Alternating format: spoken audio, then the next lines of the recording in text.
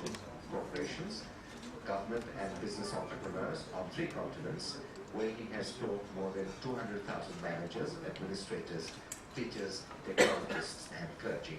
We are honored to host him. As you are aware, the topic of family business is increasingly becoming a part of business school curricula. Since the early 1980s, academic study of the family business has developed as a distinct and important category of commerce. Today, family-owned businesses are recognized as important and dynamic components of the world economy.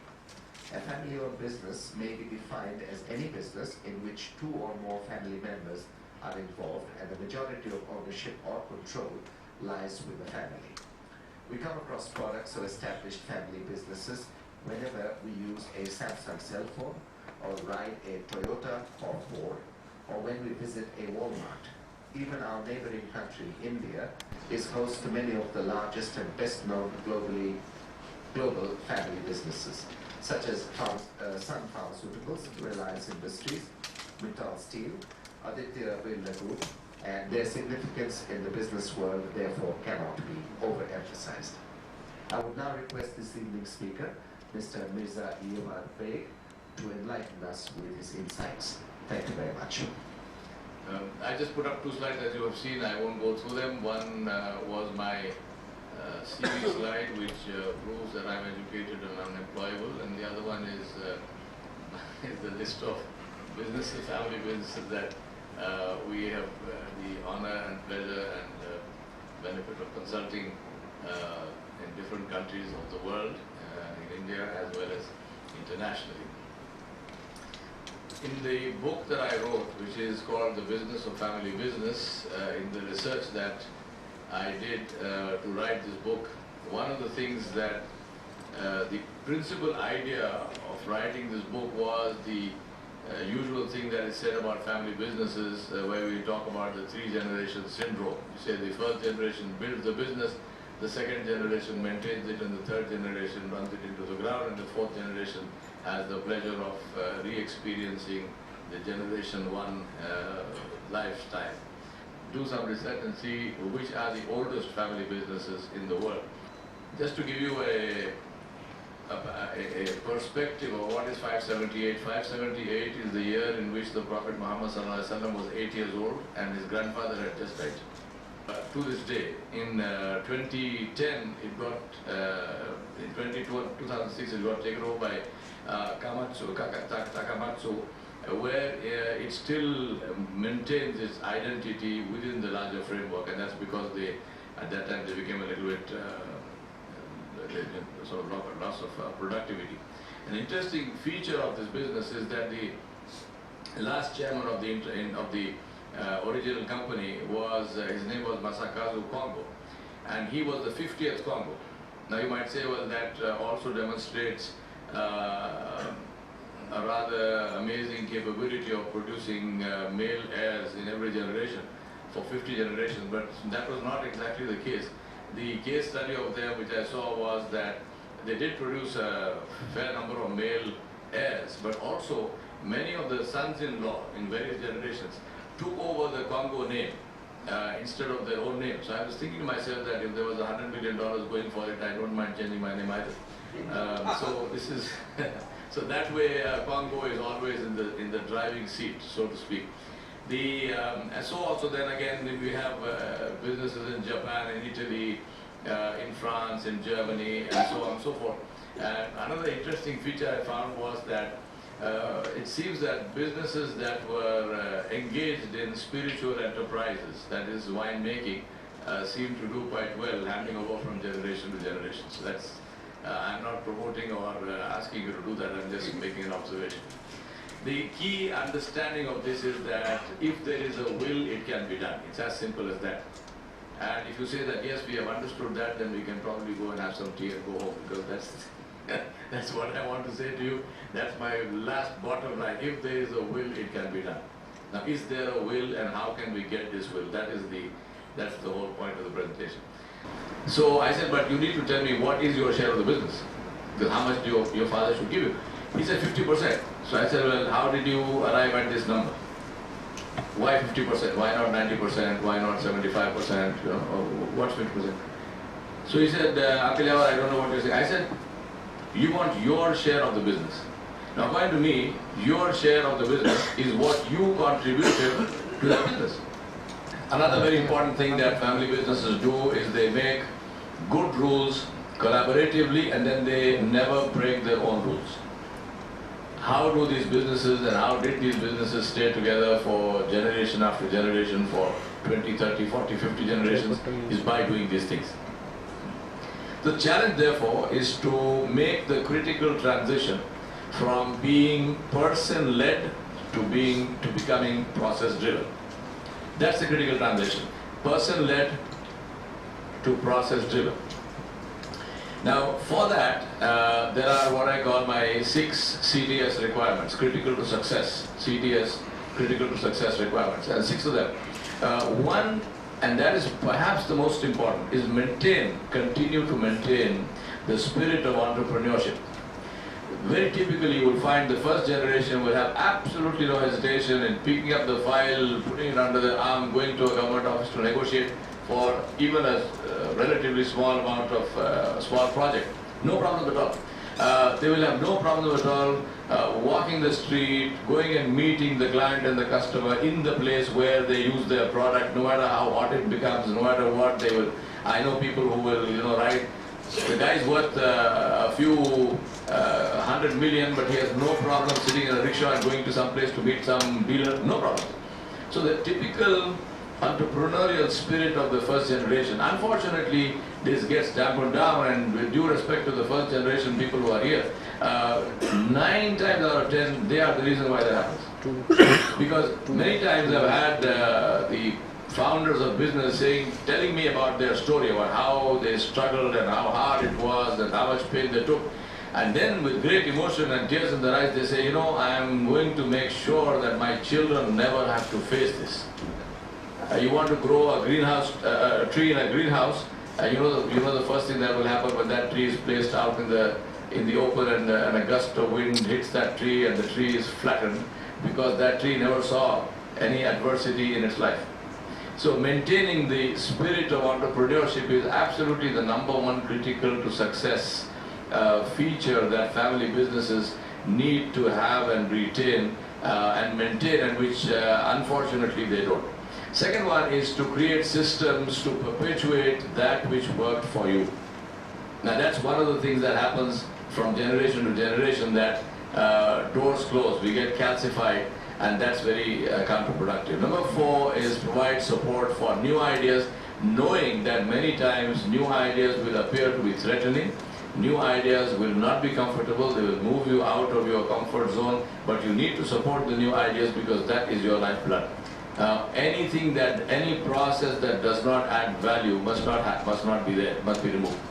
And that's why I say create a culture of compassionate meritocracy as opposed to ruthless meritocracy, which is the culture in most global multinational corporations. I'm on GE's Leadership Development Board from 1994. I teach at GE Cornwall, which is the corporate university of GE in America, in New York. I teach leadership in several other very large global multinationals, and what they have is meritocracy, but it is what I would like to call ruthless meritocracy. There is the knife is always very sharp. But in family businesses, we need to change that to compassionate meritocracy, but still meritocracy. That's very, very critical. Then the clique happens, this generally happens in generation 2 and 3, which is insiders are family and outsiders are professional. So there's almost a division in the organization of who are the insiders and who are the outsiders. Seeking safety takes precedence over risk-taking. And that's extremely detrimental, because risk-taking is what helps you to grow. And if you kill that, then you kill yourself effectively. And protection becomes more important than growth. And influence in the system, in the organization, comes from who you know, not from what you can do. So critical mindset change that must happen in the organization is a change from entitlement a mindset of entitlement to a mindset of contribution. A mindset of what can I get out of it to a mindset of what can I do for it. Now, the point is that three critical stakeholders. One is the shareholder. The other one is the manager, the professional manager. And the third one, and that's the most critical one, which is the shareholder manager. It is the family member who is a part of the business. That one is the most critical because that one also has the power to do the greatest good or the power to do the greatest damage, depending on what happens and how they are brought up. One I call the survival matrix, which has aspirations on one axis and shared values on another axis. If you have high aspirations but low shared values, you will have breakups. They'll go away. If you have high aspirations and high shared values, then you will have growth and you will have winners. Obviously, if the aspirations are low and the values are also not low, then then you have, say, Inna Lillahi wa Inna Ilaihi Raji'un. That's death. And if you have, however, high shared values but low aspirations, you have stagnation. So just flat kind of growth. So that's the survival matrix. The other one I call the growth matrix, and this is really where we need to focus on and go to, which is entrepreneurship on one axis and support structures on the other axis. There also, if you have a lot of entrepreneurship but no support from within the organization, then you will have breakups. People will go away because they can't live in that environment of being tied down all the time. If you have no entrepreneurship or low entrepreneurship and low support structures, of course, it doesn't work. If you have high entrepreneurship, which is supported internally by the organization, then you will have winners. You will have a lot of growth. Low entrepreneurship, but with support structures, obviously stagnation. In my book, I have also delineated in much more detail of how you can create support systems within the organization itself.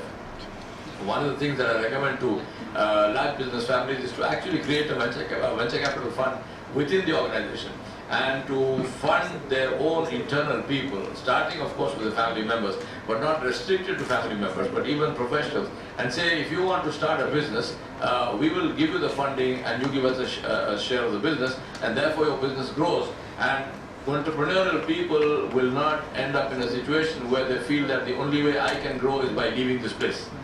You don't want that. You want those kinds of people to remain in the organization. And how do you do that? By creating a support structure. And as I said in the book, there is more detail of that. Now, successor development is a process. It's not an event. And many times we find that people wake up to it very late and suddenly you say, well, let's find a successor. That thing itself shows that there wasn't much planning, and that's not a good idea. There is a book called by Collins and Porras. It's called Built to Last. If you haven't read it, I would strongly recommend that. He's given case histories of several very large global multinational companies, and one of the things they talk about, GE is especially, they say GE has talent stacked like cordwood. Now cordwood is, if you live in Canada, in the north, in the bush, and if you have a cabin and in the winter you're going to get snowed in, then before that, people saw logs and keep them right next to the door, stacked up, so that in the middle of a blizzard you can, push the door open and put in a log, and you are nice and dry and warm inside the house. But you can't do that if you haven't prepared and kept this firewood stacked there. That's called cordwood. And in GE, Collins and Porras, both of them from Stanford, they say that GE has talent stacked like cordwood. I believe it is not something that is peculiar to GE. Anybody can do that, provided you follow those systems. My consulting with GE from 1994, this is one of the things that is very strongly I've seen that all across the corporation. And this is what I try to tell my clients, that it is entirely doable provided you have the will.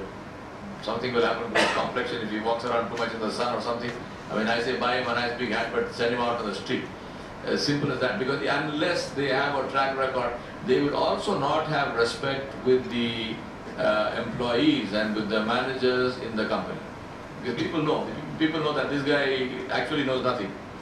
That's another critical requirement. I mean, you can't be like a hedgehog with spines all around and nobody can get along with you and you want to succeed. It will not happen. And last one is a record of personal commitment and contribution.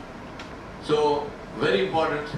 Now, when that happens, also what will happen is that people will, sometimes because systems are, maybe the older generation, the first generation is quite usual in many cases. For the first generation, to have processes in the organization which are rather loose, structures, sometimes there need to be structural changes, and if that is the case, then what needs to be done is to be very objective about that and say what needs to change, why and why not. What is the new proposal, why is the new structure better than the old one, how will it benefit, and what do you need and what's your plan to get it in terms of people, support, resources, finances and so on and so forth. Structures are very important because structures influence behavior and behavior drives results.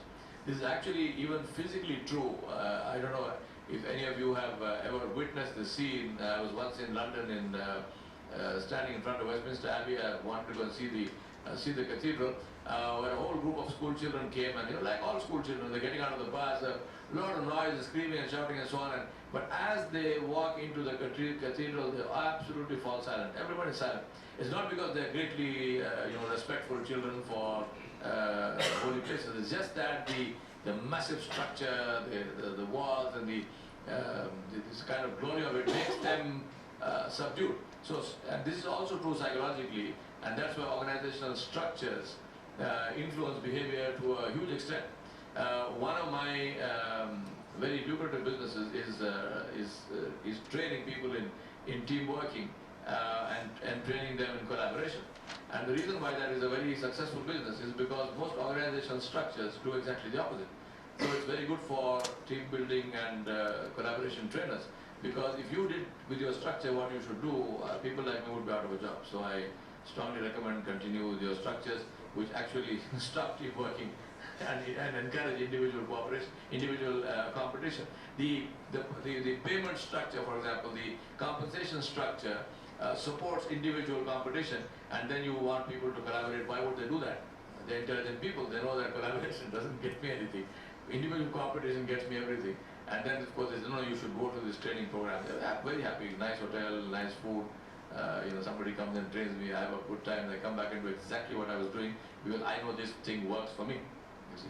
So if you want behavior, the structure must support that kind of behavior. We're coming finally to almost to the close of the presentation, which is in terms of division of estate. Divide shares, not businesses. One of the main reasons why family businesses fail to go from generation to generation, because people treat the business like it was a cake. So you have to necessarily chop the cake up in order for people to eat. So that's not true for businesses. It might be true for cakes, but not true for businesses. Don't disrupt structures. Change of ownership pattern need not be change of operating procedures. That's a very important thing to keep in mind. And a family constitution, which is something that I've also recommended strongly in my book, and we help people do that, facilitates all these smooth transitions. And it's not a good idea to rock the boat too much, because at the end, if you do that, then the boat tends to sink. I've suggested to you a set of books that you might find interesting to read. That will come to you in the presentation link, so you don't need to note that down. And that is my contact information. Most welcome to email me. That the email is the last line there, and I will send you this entire presentation list plus a link to the book. I thank you very much once again for this opportunity to talk to you. I'll be happy to answer any questions if you have them. And thank you very much for inviting me. Thank you very much. I would say that in my view, family business is not a business of the family. It is a business and everything else follows. That is the way I have always looked at it. CEO, transition. True that there could be some sympathy for the siblings, but it is no not necessarily a disadvantage to be a sibling, to be a successor. So it is a question of balancing. In my view, starting a business and being successful is rewarding, and when it becomes successful, then you don't owe it to the family anymore. You owe it to your employees to a large extent. You owe it to your other stakeholders, and therefore, I think whatever you said follows, provided we are not emotional and we do not indulge in supporting families as opposed to supporting the organization.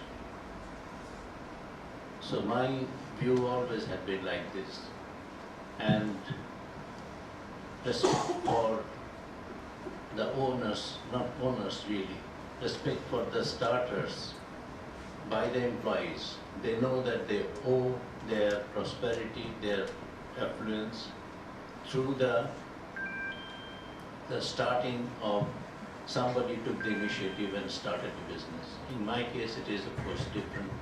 I got a business, but getting a business is not enough. Developing, nurturing, and moving it as fast as one can is perhaps, that is where the credit lies. And I don't think I found any disagreement with whatever you said. This is all so real and so difficult sometimes to implement, but it is the way that Mirza Saab has shown, I think, is the way for family businesses to prosper for the greater interest of everybody who is an inheritor of that product. And family constitution is a wonderful idea. I think that is to be created so that the values are respected by the successors, and this is their asset. It is not for them to indulge in, it is for them to let it grow organically and with best of professionalism, which can be hired, and prosperity comes through that particular approach and attitude. Thank you very much. Good evening, sir. This is Badrul Alam from Bonik Bhatta. And my question is, we believe you have some research on Bangladesh. The overall economic climate in Bangladesh seems to be very, very good. And also the way that businesses here are functioning and growing, the ones I know, I'm not making a general statement of all the businesses in Bangladesh, but the ones that I know, the ones that are working, growing are doing very well. Extremely innovative, new ideas. For example, the penetration into rural areas of various products and services is extremely high, much higher, for example, than in India. The penetration in the rural markets for alternate energy, for solar energy, for example. The number of rickshaws that you see with which are battery operated, you don't see any of this in India. So I think it's extremely positive. I feel, I was telling, just now I was interviewed, and I said that sounds like a bit of a paradox, but when I walk on the street in Dhaka, it's like I feel like the way I walk on the street in New York. And that's not, I mean, obviously there are differences, but what I mean by that, what is similar to walking on the street in Dhaka and in New York, is the sense of energy you feel from the people who are walking around you. The people who, there's a huge amount of energy. If you see what's sold on the footpaths, for example, it's all value-added stuff. People are not selling basic fundamental food. They're selling value-added food, fruits and so on and so forth. So nobody who's hungry buys fruit. If he is buying fruit means he is not hungry. So all of these are extremely positive indicators, I think, and family business have a huge role to play in this. Now, obviously, like anywhere else, much can be done, much can be improved, and I very strongly believe that one of the biggest things, and you said this in the opening speech, which is that the family businesses actually are the backbone of any economy. They are the ones who actually contribute to local economies, who employ local people, who use local services and products and so on and so forth. And that's why it's beneficial for the entire country to have healthy and successful family businesses. It's not the same as having big multinational corporations coming and operating in the country. That doesn't filter down to the local communities, whereas with family businesses, it always filters down to local communities. That's very, very important. Because we've seen some companies and some families, such as the Ambanis, decided to go their own ways. They actually decided to split the business instead of trying to keep it together. How do you compare sort of the successes of those two different models? The Ambanis also are, believe me, I mean, as an insider, I'll tell you, they're not really split in that sense. I mean, different reasons why they did what they did, but they still collaborate very strongly on many things. They're still together as a family. It just makes simple sense. Every generation, if the next generation can build on what the previous generation left behind, then the growth is far higher. There's much less disruption, and so on. Whereas if every generation you chop it up, then each one is starting from not totally scratch, but almost scratch. You know, I mean, it's like that. So it always makes great sense to continue the business. And obviously, shareholding patterns can change. Ownership in terms of wealth and so forth, because of shareholding can change. No problem with that. But don't chop the business up. Don't separate the business in that sense. Even if it is a case where each family member, the next generation, takes over, say, one division or one business unit, that's fine. But this overall business holding should remain the same. That's my recommendation to family businesses. Within the family business, Yes. and one can invest family members as well as employees. Yes. Is it a theoretical thing you're saying, or It happens in a couple of organizations. There's a Nagarjuna group in India which they've been doing it for a couple of decades now. It just makes great sense in the sense of, if you have an entrepreneurial person who comes up with a great idea that might not actually fit your own business portfolio. Now, what does the person do with that idea? So either you just get destroyed, nothing happens, or the person, if he has enough entrepreneurship in him or in her, will leave and go away. So it works. Now, instead of that, if you could create an entrepreneurial environment in the business and say, look, come to us with great ideas, we'll fund them for you. And then what you do is treat it like a straight, I say, let them bring a business plan to you, and then you make it into a wholly business plan. Shoot it full of holes. Let them go back. Put it together again. Be absolutely hard-nosed with it. Act like, if a person goes to a bank, what will the bank do? I want no love for you. You bring me a business plan which is profitable, then I will give you money. Otherwise, I won't give you. So I will not give you money because you're my son or cousin. No. So make sure it works, and then let them do it, and give them, tell them, now I'm funding you, so therefore I am your venture capital partner. So what share do you give me? So 50-60%, I mean, whatever you are, that's a matter of negotiation, what you negotiate and what the other person negotiates. So that way the entire business thing grows, and you have this entrepreneurial spirit within the family, staying within the family. Just for curiosity, I'd like to know, you have mentioned about an environment. It seems that family business are doing very good in any kinds of external environment. Is it so, or external environment may influence the family business? How do you actually assess the external environment? External environment will influence, there's no doubt about that. But a lot of family businesses are extremely resilient, and they seem to operate very well in some very otherwise hostile business environments. So, but that's not a reason to say the environment should be hostile. The more supportive the environment is, for example, availability of capital, regulations, labor laws and so on, the more conducive to business environments, obviously it helps to that extent. So definitely the external environment does influence, but it's also one of the strengths of family businesses that they are extremely resilient. One of there were two issues really, and two gentlemen have already spoken about it. One is the venture capital within the company. I think it's a great idea, and I don't know how many families actually have something like this. Now the other, in one of the later slides, you mentioned about division of shares. Now, my experience in some of the family businesses that I have seen is they actually went for division of shares initially, but ultimately there were exchange of shares between or amongst siblings, and ultimately the companies or the businesses got divided and they were run separately.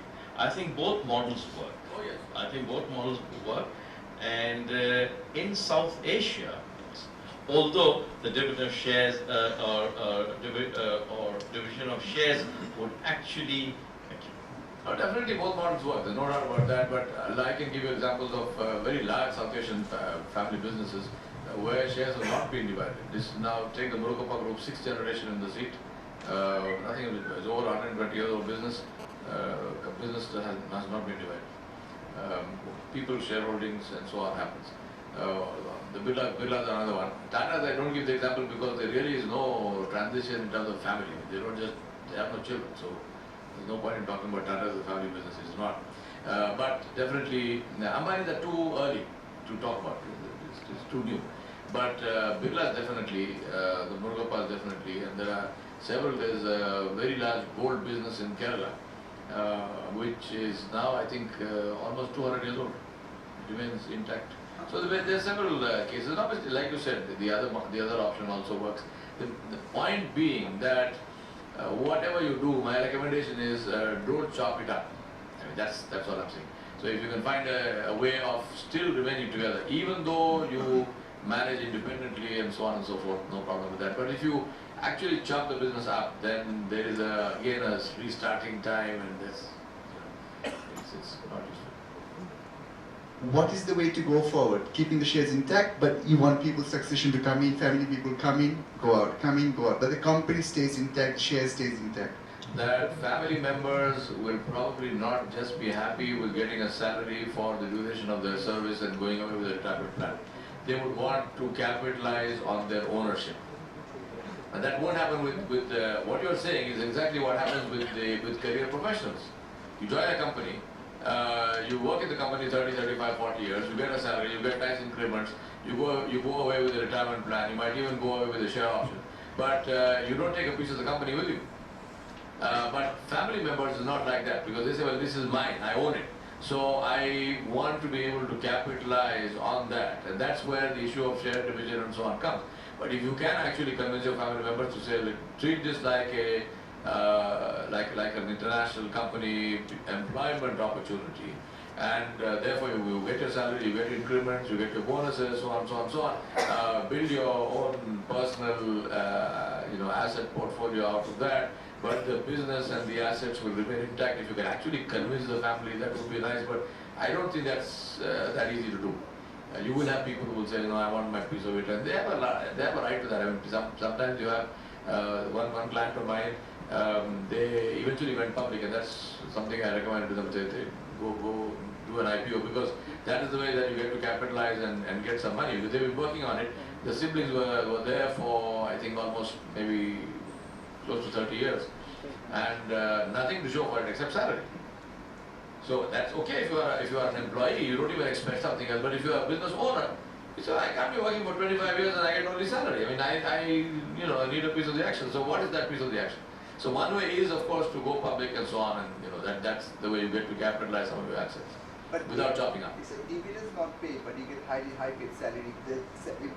If the dividend you pay next year, the salaries goes up. Not true. I mean, as I said, that's your ability to sell that idea to your family. If you can do that, all power to you.